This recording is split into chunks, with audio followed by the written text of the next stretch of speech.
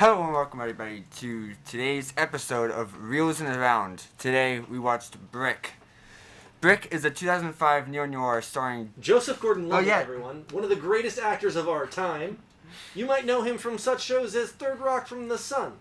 Or other great things, like, not Rookie of the Year, that wasn't him, Angels in the Outfield. Continue.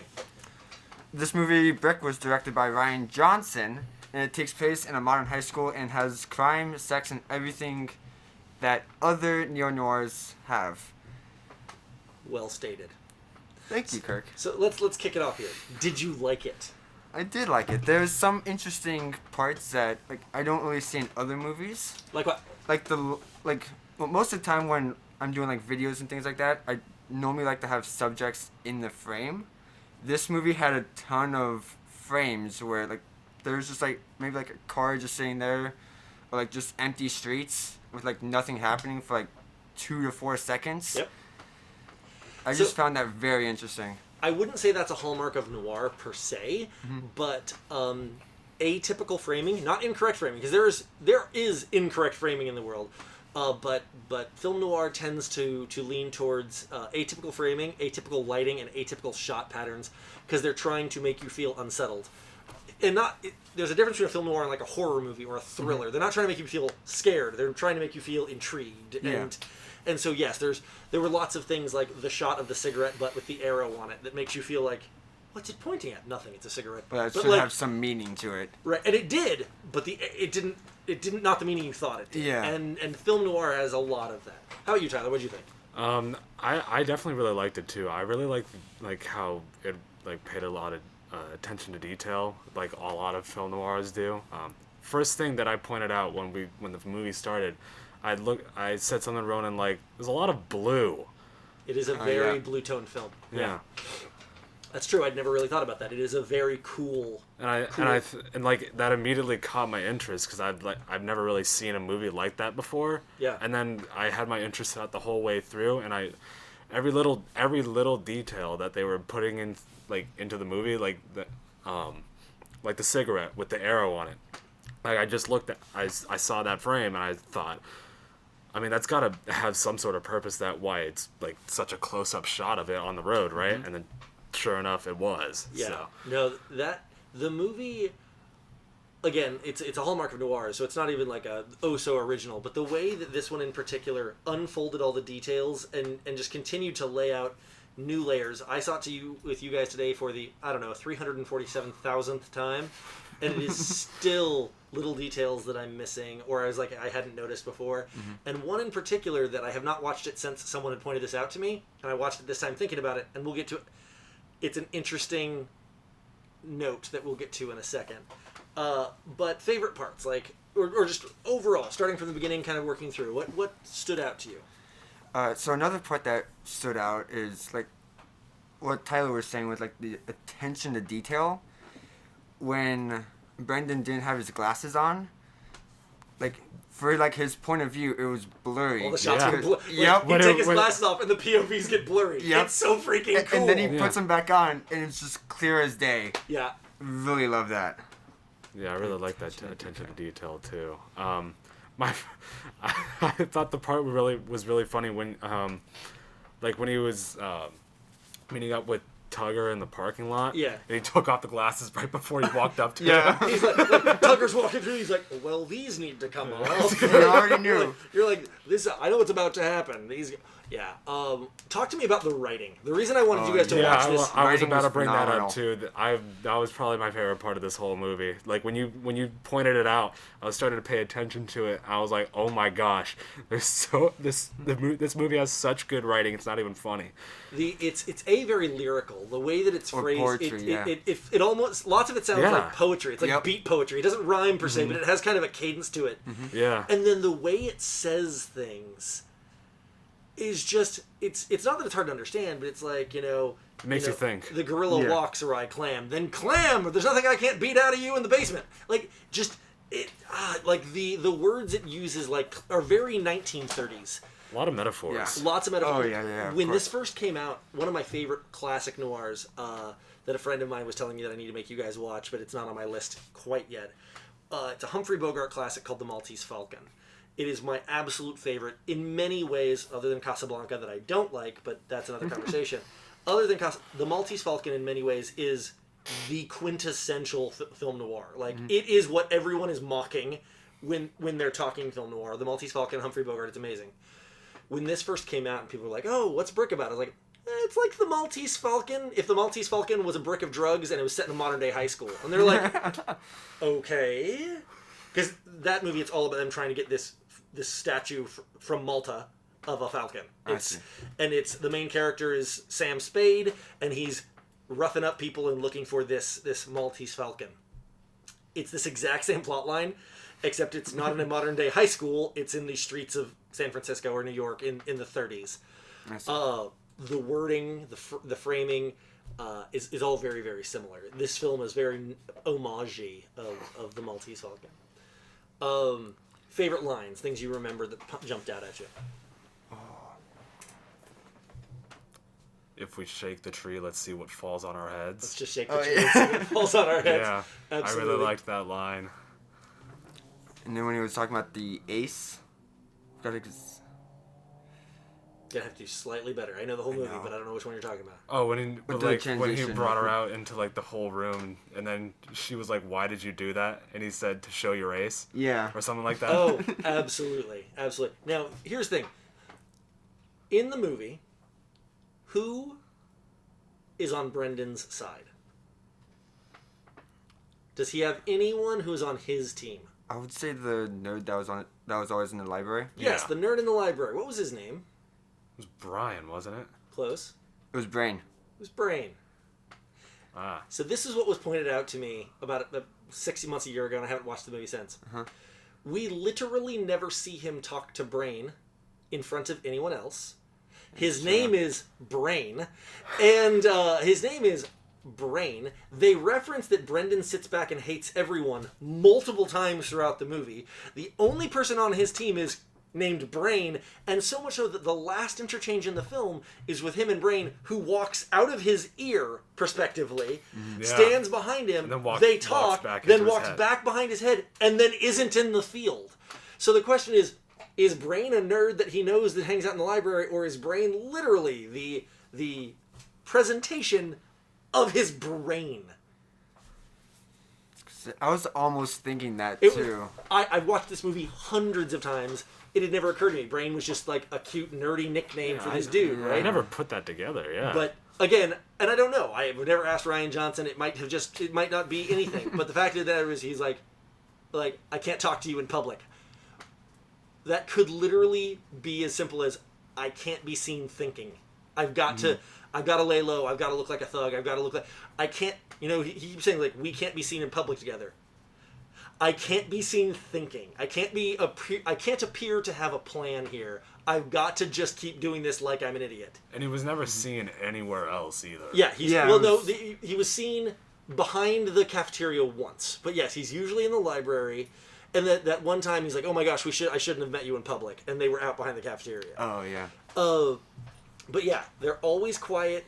There's and it's his scenes that are always him working something out. Like, here are the words I don't know. Help me out. Like, Brain is literally always just an exposition force of letting him talk out. It's literally his thinking device. Yeah. Yeah. So it's an interesting thing of whether or not it's a metaphor. Sorry, whether or not he's literally there. Brain is clearly a metaphor for Brandon's brain. Yeah. Whether or not he's a character or not. Yeah. Trying to think of other fun questions. One of my favorite scenes in cinema history is the one that I pointed out to you guys, where he's with the assistant vice principal. He's like, "I fed him to you to see him eat, not to see you fed." He's like, "That was well said." Like, and that when he's talking, that whole scene is just masterfully written. Other things that stood out to you. You're new to film noir. This is your third film noir in a row between Kiss Kiss Bang Bang, Lucky Number 11, and this. Noticing anything about the genre? Foreground. Interesting. What was there a lot of foreground in this one? Not a lot, but I really liked when it was used, especially the scene in the library. Interesting. Talk to me through that scene. So basically, he just walks towards Brain. Brain. In the aisle, and you can see like books in the foreground while he's passing through the aisle, which makes sense. Right. And then while they're talking, they still have books in front of them, which I feel like they could have done without, but I like the fact that they kept the books in the foreground. Yep. It does. One of the other things that they did a lot in this particular movie, that they didn't do in Lucky Number 11, nor in Kiss Kiss Bang Bang particularly, but it's so all three have a lot of foreground movement. This one had a lot of very voyeuristic long lenses. Like, think about the shot where he's about to crush the Mach 1 with the thing, Yeah. and it cuts. Yeah. And Tug's not running. Tug is walking, but you watch him walk for like 15 seconds. Yes. It's this like unbelievable.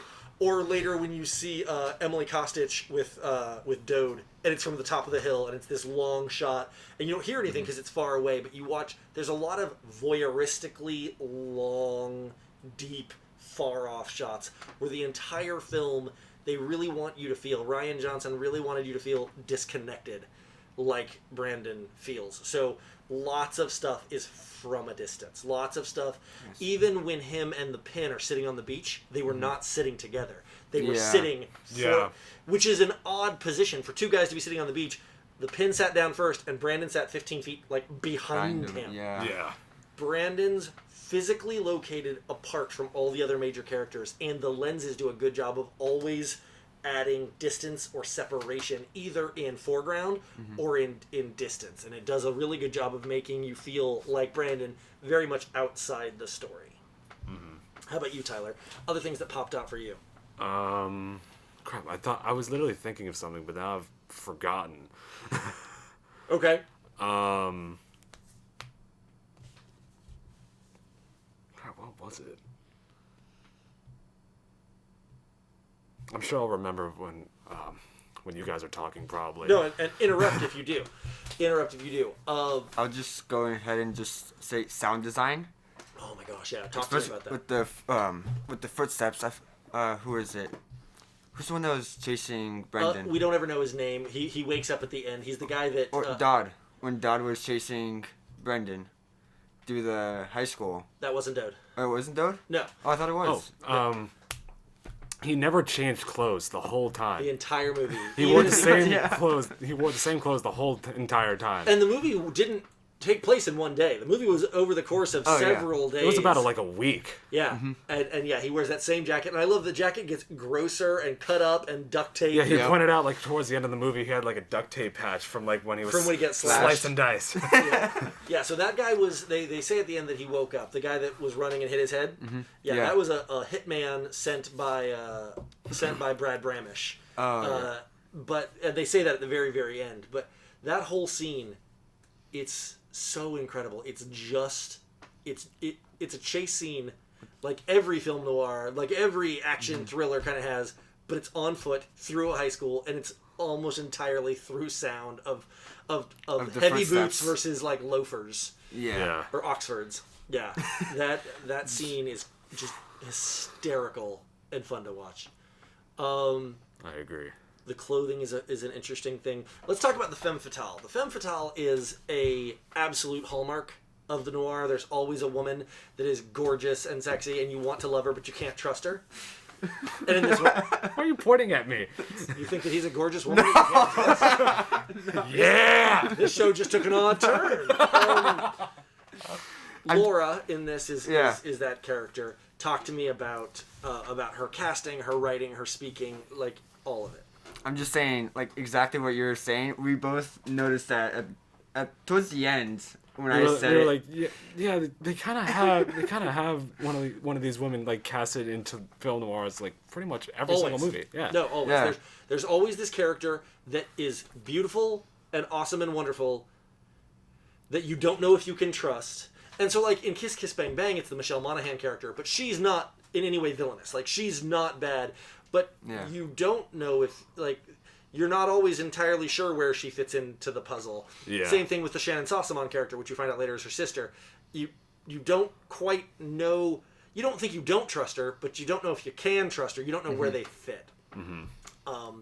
Lucky Number 11, same thing. You have the Lucy Liu character. Now she's not truly a femme fatale because she's just such a goofball the whole time. Like, you never don't think you can trust her, but again, you don't quite know where she fits into the narrative. Yeah. But in this one, the Laura character is... In this one, the Laura character is just quintessential film noir femme fatale, where even up to the very end, where you find out that she's truly the villain. Like, Yeah. Tugger pulled the trigger, Penn set up all the pieces, but she's the one who absolutely orchestrated to put Emily in front of the gun.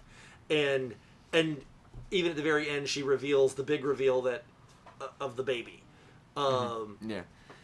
Yeah, like, throughout the movie, I didn't know that she was going to be the bad... Well, not... I don't even know why I'm putting in quotes. She was the bad guy. Yeah.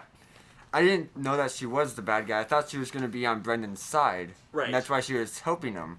But she was helping him so then... To keep him under control. Well, I was going to say to remove suspect. Or Right. To remove sus, yeah. I think you picked a good order for us to show us these movies, because by this movie you would expect us to be like, oh, well, she's going to be someone that we can trust. No. Not at all. It is a very much a... There's lots of nuance to film noir. There's very much a genre to it. You can expect certain things, but just like I made the joke with the magic trick a few weeks ago, they'll tell you what they're going to do, and then do it, and you still won't see it coming. And you're like, but I should have seen it coming, because you told me. They execute it in a different way. One of the very first things is she comes up and says, like, I want to help, I want to be there for you. He's like, I can't trust you. Either you're doing this stuff to be seen, which means I can't help you. Your connections might help me, but they cost too much. He's like, I'll have to tie up one eye watching your hands, and I can't spare it. And then by the end, she has been interestingly instrumental throughout it, but always, again, separated. Never... A few times you're like, no, she's definitely on his side. And then not. You guys have seen Indiana Jones 3? Of course. So it's not a film noir, but it has some of the same earmarks because it's the same era as most film noirs. So the Fraulein would be an example of another of the femme fatale where she was on his side, then betrayed, and find out that she's actually instrumental in the plot against. That's another example of that is super archetypal. So, what are we, this ends film noir, basically. The next week we're kind of moving on to you could argue it's a film noir, but I'm not going to call it one. Okay. All right. Next week we're watching The Mothman Prophecies. Ever heard of it? Nope. No. Good. Next week we're watching The Mothman Prophecies. So in the world of this show started off being terrible movies. Much like Brick, which is not a terrible movie, or Kiss Kiss Bang Bang, not a terrible movie, or Lucky Number 11, not a terrible movie. Mothman Prophecies, like those, is remarkably underrated. Okay. It is, to the people that have been following along and may want to watch it, I would super recommend pre-watching this one before we post next week. And the only thing that I will say... It's a little bit of a thriller, but it's not a horror. It's only PG-13. It's not a scary movie, although it's a very unsettlingly... Noir is more about solving a mystery. Mothman Prophecies is a little bit more of a ghost story, as it does involve the supernatural, which most film noirs don't. They just involve, like, betrayal. But as far as shot patterns, as far as shot style, as far as intrigue, it's very noir-tastic. There's no femme fatale. There's no betrayal. It's a little bit more of a suspense thriller. But the style and the framing is very similar, so it'll feel very comfortable and similar as we're delving into this. But the thing that we are going to talk about a lot next week, and I'm telling everyone now so that they can watch it, is one of the only movies I've ever seen. We talked a little bit about this with Lucky Number 11, but this is one of the only movies I've ever seen where the camera is absolutely definitively a character. The shots, there are shots in this film next week, Mothman Prophecies, where they are objectively bad shots if you're thinking of it from a filmmaking standpoint. You're like, why on earth would you frame it like that? The character is tiny in the bottom of the screen. You're like, because you're looking at the wrong thing. You're thinking the shot should be of Richard Gere, the star. But the camera's not looking at Richard Gere. You are. The camera is telling you shouldn't be looking at Richard Gere, yet you're insisting on trying. The camera throughout the whole thing, there are shots that are objectively wrong until you watch it for your third or fourth time and you realize that the camera is trying to tell you a story that is different than the story that is happening to the characters. And it is a really interesting fight between the story of the writer and the story of the cameraman. Because the Mothman is the camera. So as you're watching the movie, it's a very twisted film. I love it. It's great. We're going to have a lot of fun with that. But as we're kind of transitioning out of the true noir and neo-noir, you guys had never seen these before. Not just these movies, this genre. What are your thoughts? I definitely see more movies in this genre. Did you end up watching Lucky Number 11? I know you didn't watch it with us, but... I didn't watch it, no. You should. I mean, like I said, you can watch it here anytime you'd like. But yeah, it's... So, walk me through just your understandings of the genre. A lot of intellectual writing goes into this movie. The writers think through a lot of the dialogue for these movies. That's definitely the number one thing that stands out to me with this genre. It's all just character driven and dialogue driven as well. There's very, very little action if it has it, but if it has it, and sure, they usually don't. So no, absolutely. How about you, Ryan? My favorite things about this genre, I'm pretty sure I've said this multiple times, but it's like the twist ending, where you don't see it. Like in this movie, I really thought she was gonna be the good guy. Yep. But not the good. You get it. On Brendan's side. Yeah. Yeah. But no, she most definitely was not. Like in other movies, like Lucky Number 11. The main character ended up being the bad guy. Yes. Yeah. Like you're like, oh shit. Right? Okay. Yeah. Yeah. I just really like that. Yep. It really makes you think about and the whole film. Even in Kiss Kiss Bang Bang, at the end you find out that the people you thought were bad weren't, and the people you thought were good were. Like, that is very much a hallmark, which is why, like I said, with next week with the Mothman Prophecies, as you watch it, it's still very noir feeling. It's not an action film. It's very dark. There's a lot of things you're like, oh, Mothman Prophecies, totally film noir. Except that it misses that betrayal intrigue, which matters. That's kind of a hallmark of the genre. Yeah. No, noir, since I discovered it, it has been one of my absolute... Because it's like, you actually nailed it. It's that you can't watch a film noir passively. Yeah. The shots matter. The words matter. The colors, if they're not in black and white, matter. There's all these little clues and tips, and a good noir versus a bad noir is how accidental versus how intentional they are. Because, like you mentioned, the cigarette butt and the shots and the... Oh, yeah. As you watch it more and more times, you realize that very, very little, if any of it, was an accident. It was all just masterfully crafted, and it can peel back. Brain. Is he the brain? Is he a character? It doesn't matter, because he is the metaphor for the brain either way. And his name is Brain.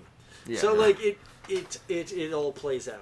Another thing that I like about this genre, I'm not usually a person that can watch things multiple times, because the more that I watch something or listen to something, the less that I like it. Sure. So I try to like listen or watch something like the least I can to like appreciate it the most I can. Right. But with this movie genre, I could watch a movie a lot more times than I usually would with a different movie, and I would still enjoy it because I'd see new things that I never saw the first time. And that is, if anything, I'd say you actually nailed it. That's almost the hallmark of it. It's that a film noir you can enjoy the first time, but you won't get it.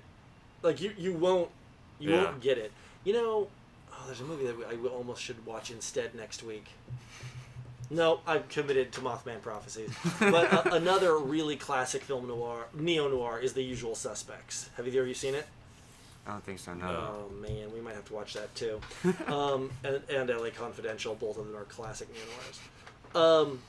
Okay. No, I love this genre because of what you just said. It's that a single viewing, you can enjoy it, but the real meat and potatoes comes from watching it multiple times and letting those clues that you missed the first time boil at the top. Which is why one of the things that I hate about twist endings, like we talked about Not Catch Me If You Can, but Now You See Me. Oh, yeah. It's such a terrible movie because of how good the movie was. And then it gets to the end, to the twist ending, and nothing in the movie supported it at all. Yeah. Nothing in the movie supported it, which means it was a tacked on twist. Yeah. Whereas with this movie, you go back and you watch it, and you can watch it 1 time, 10 times, 100 times, and every weird twist played into it somewhere. And even the bad girl being the bad, all of it is supported somewhere before. You just missed it the first time because, like a magician, you were looking where you were supposed to be. And it's only on multiple viewings you get to see the stuff you've missed. Mm-hmm. Movies with twist endings that are unsupported are lazy filmmaking, and film noir is often hallmarked by the fact that they have done unbelievable details throughout it. This was Rian Johnson's first film. It is still, in my opinion, his best film, and that's very much pretending like he isn't responsible for Star Wars Episode 8. Because that was sad. So sad. Ryan, why? It only goes downhill from there. No, I mean, so his Breaking Bad episodes are by far some of the best Breaking Bad episodes, and I mean that. But his films, Looper, also kind of a futuristic film noir. The Brothers Bloom, pretty rad. Like, he's done some good stuff. Just Star Wars isn't one of them. Yeah. And I don't think that's necessarily his fault, probably. No, I blame Kathleen Kennedy for that more than anything else. But anyway, so I mean, we can talk about this as long as you want, Ron. What else is there? Would you like to cover? Well, I guess another thing I will say is I don't know if you'll agree with me, and I don't know if Tyler has seen the movie I'm about to reference. Sure. I know you most definitely have, but while I was watching this movie, I was thinking a lot about Scott Pilgrim vs. the World. Interesting. And interesting. Like, you I know, have not seen this movie. like oh I my thought. gosh, it's so good. Another underrated movie, I think. So good. Yeah. But in that movie, he fights the exes of the girl that he wants. At first, like, my first way of thinking when it comes to Brick is, like, instead of, like, fighting the exes to get the ex that he had back, it was, like, to fight the people in the way. So that's kind of how I was connecting the two. Okay. No, I mean, it's an interesting... I'm not going to say that I don't see the parallels. Scott Pilgrim has an interesting kind of 8-bit noir vibe. Yeah. It's not a film noir, but it has kind of like an 8-bit sort of dark, moody aesthetic that I can get that. The working through the 8 evil exes to get to the end, and this was working through the round, like the layers of hell. Yeah. That makes sense. I can see what you're talking about there. Scott Pilgrim is another absolutely classic film that I love so much. That's a good association. Again, I don't necessarily agree, but I can see. Yeah. I can see what the parallels. It seemed like he had. Brendan had to go from like one person to the next to the next to the next. Yeah. It just reminded me of how Scott Pilgrim had to go from one X to the next to the next to two of them to the next to the next to the next. Right. No, and I loved the whole like the order, the way that the cards were played in this movie was fantastic. Like the whole he goes to the woman backstage and he's like tell the pin that Brad was my calling card. And at that point, you have no idea. And the next scene, he beats up Brad. Yeah. And you're just like, so it was very clearly premeditated. Well, and I mean, in any other movie, it would have gone the other way around. He'd have gone and beaten up people like, why is he beating him up? And then the next scene, he's like, tell the pin that was my calling card. And you're like, oh, I see. Like it would have played the cards in somewhat order, and the reveal would have been like the fight would have been shocking, and it would have still worked in that order. Mm-hmm. The reason this was so interesting is that he referenced something that hadn't been done yet. Tell the pin that Brad was my calling card. And then he beats him up. In that order. Now, you could almost say that like, oh, well, it was actually written the other way and they did that in editing. I don't think that's true. No. But I'm saying that type of inverse writing, it's kind of an interesting way to do it. There's so much of that in this film that, Brick, that is just let's shake the tree and see what falls on our heads. I could literally get the quips and one-liners from this film tattooed on my body and never regret it. It's just, this movie is amazing. One of the best written things I've seen in my life, and I've seen a lot of movies. Oh, yeah. Yeah. What else? Another thing I found interesting, like when it went to like the fight scenes. Sure. Like when Chucker like brought his Mustang Mark 1 or was going to his Mustang Mark 1 and like the camera just like zoomed out, like right when the fighting was about to initialize. Yeah. I found that very interesting. Me too. Because I would have thought they would have zoomed in or kept it the same framing instead. It was like the anti-Jason Bourne film. Yeah. Instead of going in and getting all kinetic, it goes like super wide. Mm-hmm. The other thing that I absolutely loved about the fighting in particular is that Brandon doesn't fight well at all. Like, it's not like... It's like when he takes on Brad Bramish, who's the high school football, he hits him, but like, and then like grabs him around the waist. Like, he fights like real fights, which are to say, like, it wasn't structured, it wasn't pretty, it wasn't MMA, it wasn't choreographed. It was literally like, he's on the ground kicking the dude in the shins, which you're like, come on, that's a punk move. Yes, it is a punk move, and Brandon knows that. Mm-hmm. He also doesn't care particularly. Like, it is the way that they have Brandon be absolutely fearless, but that doesn't mean he's a badass. He's just fearless. That's it. Yeah. And Penn even says it. He's like, okay, you're not afraid of me. I get that. Like, he's like, you have established that you're not afraid of me. I'm glad. Which is a similar thing to the main character in with Slevin Kalevra. Like, they're like, why aren't you afraid? He's like, the two characters, actually all three of them, the Robert Downey Jr. character, Harry, Slevin Kalevra, and Brandon, all three of them are kind of hallmarked by this kind of asshole apathy. Like, they're all very fearless, like, walk away, man, and then gets his butt kicked. Or like, all three of them get broken noses throughout the film. Yep. And that's not a film noir thing. This is just an interesting... all three of them get just a strange correlation. All three of them get their noses broken. All of them do so very unflappingly. Like, they don't... Like, they get their noses broken. They are very flippant, and who cares about it? Brandon takes it the worst as he gets sicker and sicker throughout the film as he keeps getting his ass kicked over and over. Slevin Kalevra, like, starts to clean up through it, but still has the broken nose and the black eyes the entire... As does Harry in Kiss Kiss Bang Bang. All of them have... And they do that because it's a visual representation of their kind of fearlessness. They've been put in their place and they keep going. They've crossed. They've been given a warning. They've been given, Robert Downey Jr. gets his thumb bitten off, and continues to. All three of these main characters are fearless, but don't confuse fearless with badass. They're not. They're just dudes that don't let the fear get in the way, and it's an interesting hallmark of the thread that connects the three main characters. That is true. Yeah. Also being awkwardly normal-looking, pasty white dudes. Like, they're very... Like, Robert Downey Jr., Josh Hartnett, and Joseph Gordon-levitt, they also have a very common thread of being just... They're not... Kind of like your average Joes, or... Right, like, I mean, don't get me wrong, I know lots of people that say that Joseph Gordon-levitt's gorgeous and Josh Hartnett is... But all three of them are not unattractive, but they're not hunky. They're not Brad Pitt. They're not, like, chiseled physique. All three of these individuals are just like, meh. Like, they're just guys. You know what we should almost do for fun? Like, not necessarily for the show, but Looper is another Rian Johnson film. It's also a film noir, but it's a sci-fi film noir. And it stars Joseph Gordon-levitt and Bruce Willis, which would be funny because it ties back two of the ones we've previously watched. But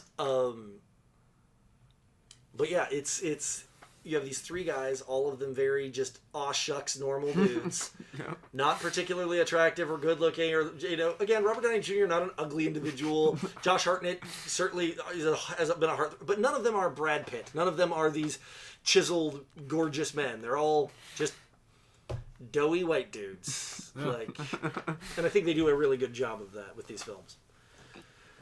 So, any closing words? You got anything you want to add before? Not really, no. Okay. Cool. So next week, The Mothman Prophecies. Watch it. This is one of those, another time, if you guys haven't ever done it, but whatever. This is one of those times that if you watched it before coming back next week and watching it again, you wouldn't be disappointed. There are so many things that you will 100% miss. Period. I'm not saying you won't enjoy the movie when you watch it one time, but like you could watch it. Back when I was teaching, I used to show this to people that had seen it a dozen times, and they still missed the things I pointed out. This movie is full of, like I said, the writer and the cameraman are having a fight. And not really, Yeah. like, it's all part of the story, but, like, the words being said and the experiences of the main character are at complete odds of the camera, which is telling a remarkably different story. And once you realize that, the story gets a lot bigger. And that the complexity of that is why the movie didn't do very well. They're like, yeah, odd shots, and it was like, I was trying to see things, but you were trying to see what you wanted to see, not what the camera was trying to show you. But we're so used to see dog, say dog. We're so used to the camera showing us what we expect to see that looking at what the camera is showing us as opposed to what we thought it was supposed to be showing us isn't something we are trained Used to do. Yeah. And next week, you're going to be. So, yeah, I'm having fun with these. Next me week, too. Mothman Prophecies. Okay. And Yeah. such a good movie. So good. So good. You do the outro, Tyler? Sure. If you liked this podcast episode, go ahead and give us a like and subscribe if you're on YouTube, or follow us on Spotify if you're listening there. I've been Tyler. I've been Ronan. I am Kirk. What's this past tense piece? Is that what they're teaching in children these days? In children. No, that wasn't right. That's just how I'm doing the outro. Okay, I've been Kirk. And we'll see you next week.